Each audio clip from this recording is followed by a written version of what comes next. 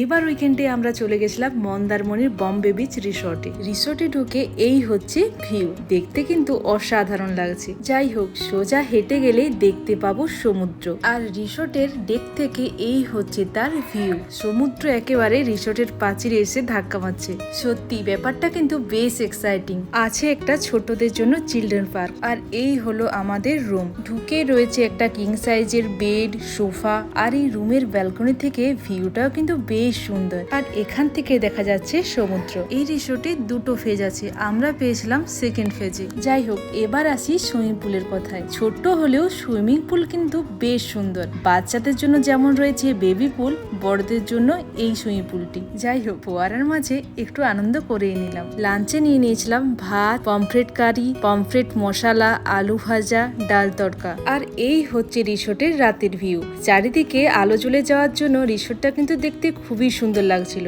এই রিসোর্টের কত রুম প্রাইস, খাবারের দাম কেমন, সবকিছু ডিটেলসে আমি শেয়ার করছি ব্লগে। লিঙ্কটা আমি রিলেটেড ভিডিওতে দিয়ে দিলাম। এদের একটা ইনহাউস ক্যাফেও আছে, আর সেখান থেকে অর্ডার দিয়েছিলাম পনির ছোলে কাবাব, আর রেস্টুরেন্ট থেকে অর্ডার দিয়েছিলাম ভেজ নুডল স্যুপ। আর এই হলো এদের কমপ্লিমেন্টারি ব্রেকফাস্ট করেই চলে গেছিলাম বিচে। এখানের বিচটা কিন্তু খুবই সুন্দর। Thank you for watching, please subscribe, by.